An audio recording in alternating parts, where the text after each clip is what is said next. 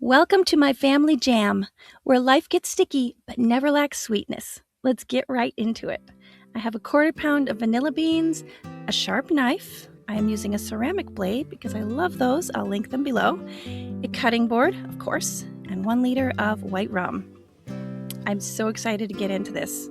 These beans are super fresh, plump, and squishy, which tells me that it should be easier for the flavor to extract into the alcohol. And they smell amazing, even through the packaging. I love catching a whiff when they arrive in the mail.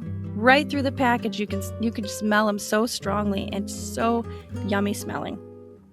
So I'm going to make a large batch here for my family of 9, because if I'm going to make some and put the effort in, I might as well make a large batch because we go through a ton of vanilla in our home. This is also a perfect idea for homemade gifts as well. And it's just as easy to make a small batch too. So I'll give you the ratio of beans to alcohol and other particulars later in the video, so stick with me for those. Real vanilla extract has become so expensive to buy. And if you're anything like me and love using it, paying that much for it anymore is so painful. I make a lot of things myself.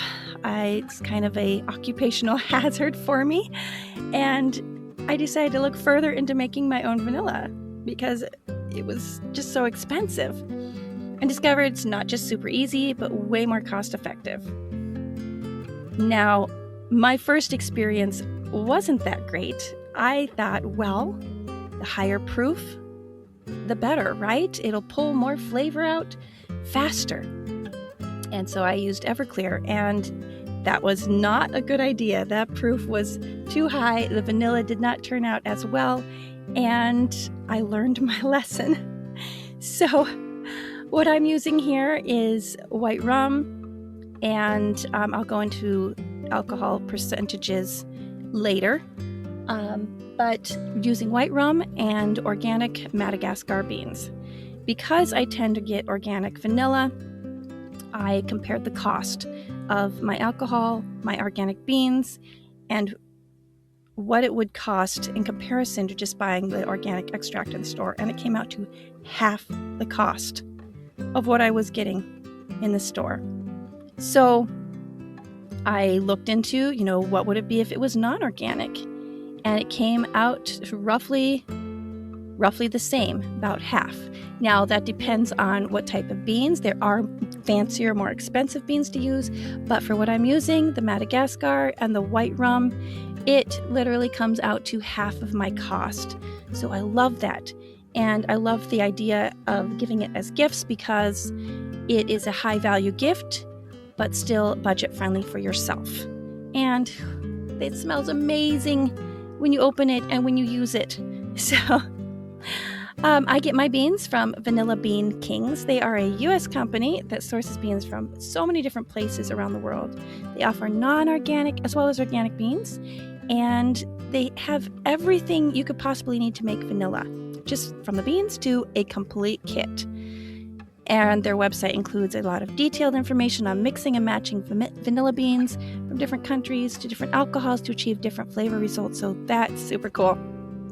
I chose the Madagascar beans and white rum because I love the sweeter, full flavor that both the Madagascar beans and the rum contribute. But you could get beans from Tahiti, Mexico, Hawaii, Uganda, Papua New Guinea, Sri Lanka, Tanzania, Nicaragua, Peru, and you pair those with the most popular alcohols to use, which are vodka, bourbon, brandy, and rum. Best alcohol percentage to use is 40% or 80 proof.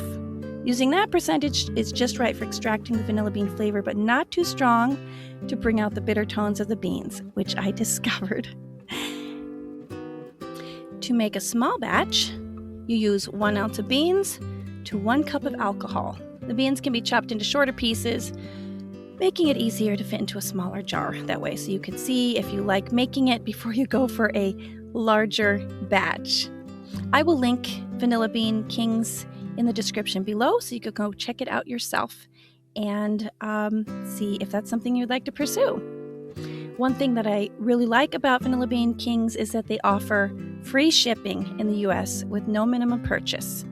They sell the beans in small quantities as well as really large quantities. They often offer sales, coupon codes, and I know I mentioned the quality of the beans. I will mention it again. It is amazing. Plus, they always include a pretty label for writing down the details of your extract, what alcohol you used, what beans you used, and the date you made it. You'll see here that I am opening a brand new bottle of alcohol, and there is not room for the beans to go in there. So I'm going to pour some of the alcohol off into an older bottle that I've been using out of and make room for the beans. Once you put the beans into the bottle and cap it, you store it in a cupboard, shake periodically. 1 to 2 times per week is ideal. If you remember, honestly, I most often forget about mine and it doesn't get shaken for a while and it still turns out fine. I've begun to use mine as early as 6 weeks. No, let me correct myself, as early as 4 weeks. What's recommended is no earlier than 6, but I've used it as early as 4, but for full-bodied flavor, 6 months is best. It just keeps getting better as it ages. So if you are planning on making some for Christmas gifts, you would want to make them as soon as possible, and closer to December won't hurt, but I just made a batch here in August, so it should have a full, lovely flavor for Christmas time. And if you only have 6 weeks, you'll still do fine. So here I'm finishing up putting the beans into the bottle. As you could see, I had to pour more out, but that's okay. That's all right. It's easy. So I want to show you here the comparison. Once I write up my label, see that's a label that they always include in their packages. And so I'm going to put on there that I made this particular batch I was making in March of this year using Madagascar beans and white rum. I think I should try some other ones though. I think that would be really neat to try. And if you have recommendations, if you've made it before and you want to recommend something, please let me know. I would love that. So I also want to show you the comparison between this brand new batch and a batch that I, without planning it, had made exactly 4 weeks earlier. So here the rum is still clear. And let's look at the other one. Oh, it's just, I'm obviously just showing it thoroughly there, right? This one is 4 weeks old.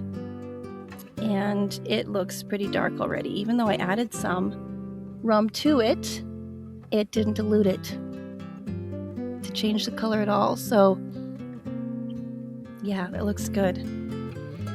Well, let me know in the comments if you plan on making some for yourself or to give us a gift. If you found this video helpful, please give it a thumbs up. Take a moment to tickle the subscribe button. Thank you so much for watching. And as always, keep smiling and God bless you.